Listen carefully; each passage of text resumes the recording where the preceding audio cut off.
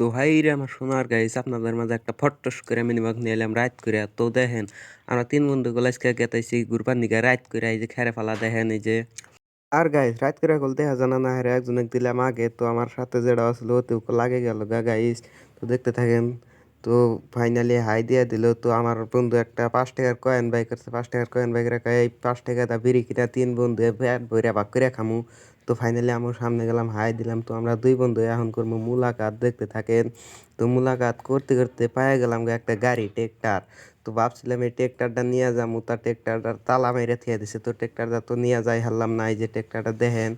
তো ট্রেক্টার দেখতে দেখতে ফাইনালি আয়া গেল একটা বুলেট। বুলেট করলে আঙ্গ দেহা ডরাইছে, ওই জন্য জোরে গেতাইছে। তো ফাইনালি গুম খেতে পেয়ে গেলাম। আর গাইস গুম খেতটা তো এত মজার আসলো আপনাদেরকে বলে বোঝাতে পারবো না, দিনে হইলে দেখাতে পারতাম। আর গাইস গমের শীষগুনা করলে অনেক মজার আছিল। তো দেখতে থাকেন, গমের শীষ আমি একটা ছিঁড়ে নিলাম। ছোট থাকতে গেলে অনেক ছিঁড়ছিল, পেটের মধ্যে লাগাইছি খালি ছিঁড়ে ছিঁড়ে। তো আস্তে আস্তে পেয়ে গেলাম আমার বন্ধুকে। আমার বন্ধু এখন দেখাইতেছে আইফোন। তো আমার বন্ধুর যেটা মোবাইল আছে ওটা বিক্রি করে দিয়ে এই মোবাইলটা নিয়েছে। আর গাইস মোবাইলটা কিন্তু অনেক মজার আছিল। মোবাইলের লাইটটা দেখছেন, দেখেন লাইটের পাওয়ার কিরকম মোবাইলের। আর আমি গমের শীষটা নিয়ে আমার বন্ধুকে বললাম আই লাভ ইউ। তো আমার বন্ধু নিয়ে বললো আই লাভ ইউ টু। তো ফাইনালি এসে পাইয়া গেলাম বড়ই গাছ। আর বড়ই গাছে গুলো আমার বন্ধু বড়ই পারবার দিকে অনেক লাফালাফি করতেছে, কিন্তু পারা হারতাইছে না। তো বড়ই লাফালাফি করতে করতে হাতের মধ্যে খায় নিল কাটা। কাটা খায় তাও দুইটা বড়ই পেরে নিচ্ছে। আর গাইছে আমরা কোনো গেতাইছি আপনাদেরকে বলি নাই কল। আমরা আজকে গেতাইছি সভা শুনবার, আমাদের পাশের গ্রামে সভা হইতেছে। টরে বাইরে এখন আস্তে আস্তে গেতাইছে। আর গাই সভাটা কিন্তু মানুষের বাড়িতে দিতেছে। সভাটা কিন্তু বহুত মজার হবো। আর গাইস সবার হনে যাইতে কলা দেখলাম যে বহুত পোলানে গেম খেলাইতেছে। এখানে কত আড্ডা মাড্ডা দিলাম।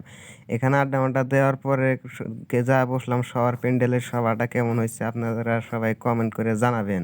সভাটা সবাই শুনেন। জাহান্নাম বানাইলো তুমি নবীজির মুখে শুনতে চাই, কথা বুঝতেছে? এত মায়া করে আল্লাহ রাব্বুল আলামিন বানাইলো, এত মহব্বত করে আল্লাহ রাব্বুল আলামিন, তারপরেও কেন আল্লাহ রাব্বুল আলামিন জাহান্নাম করবে, মানুষের গীবত করবে, বেবিচারি করবে? বন্ধুগো, তারপর আল্লাহ তাবারাক তাআলা তাকে মহব্বত করে দম দৌলত দিয়ে দিবে।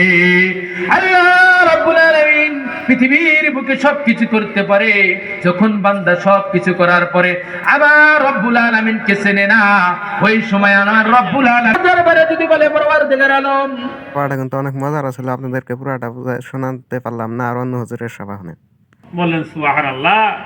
আমি ভাবছিলাম আমার সাথে বড় আবিদ নাই। আপনি দুনিয়া থেকে বিদায় হওয়ার পর আখেরি জামানার পয়গম্বরকে আমি পাঠাবো। সেই পয়গম্বরের যেগুলো উম্মত হবে, সেই উম্মতের জন্য আমি একটি রাত্র নিযুক্ত করে দিয়েছি। সেই রাত্রর নাম হলো নিসফুল শাবান, অর্থাৎ শাবানের অর্ধেক রাত। ওই এক রাতে ইবাদত করলে এই বৃদ্ধ যে 400 বছর ধরে ইবাদত করতেছে এর চাইতে ফজিলত বেশি পাবে। জোরে কান সুবহানাল্লাহ। আর গাইস দুই হুজুরের সবাই কিন্তু অনেক মজার ছিল, আপনাদেরকে পুরাটা শোনাইতে পারলাম না। তো এখন আমরা সবার শেষ করে চলে যাইতেছি বাড়ি। Bye bye. আজকের মিনি বলে কে কিন্তু